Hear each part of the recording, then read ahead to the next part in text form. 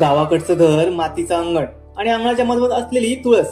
आज घरं बदलली, आयुष्य बदललं, पण ती तुळस हळूहळू मागे पडली. पूर्वी प्रत्येक घराच्या अंगणात तुळस लावली जायची, कारण अंगण म्हणजे घराचं केंद्र. सकाळचं ऊन, हिरवीगार तुळस आणि मोकळी हवा यामुळे घरात नेहमी ताजेपणा राहायचा. आपल्या भारतीय संस्कृतीत तुळशीला खूप महत्व आहे. अगदी पूर्वीपासून अंगणात तुळस लावून त्याची रोज पूजा केली जाते. ही पूजा फक्त श्रद्धेमुळे नाही. सर्दी झाली, खोकला झाला, आई म्हणायच्या आधी तुळशीचा काढा घे. तुळशीची पानं, आलं, मिरी, मध आणि गरम काढा. आयुर्वेद सांगतो तुळस शरीर मजबूत करते, श्वासासाठी चांगली आहे आणि आजारांशी लढायला मदत करते. आज विज्ञान सुद्धा तेच सांगतं. तुळस हवा शुद्ध ठेवते आणि आरोग्यास उपयोगी ठरते. म्हणजे तुळस ही श्रद्धा आहे, औषध आहे आणि विज्ञान सुद्धा. आज फ्लॅट्स आहेत, बाल्कनीत कुंड्या आहेत, पण तुळस आता जीवनाचा नाही, सजावटीचा भाग बनते. मग प्रश्न असा आहे, आपण तुळस हरवली की तिच्याशी असलेलं नातं? परंपरा जपायची म्हणजे मोठी गोष्ट नाही.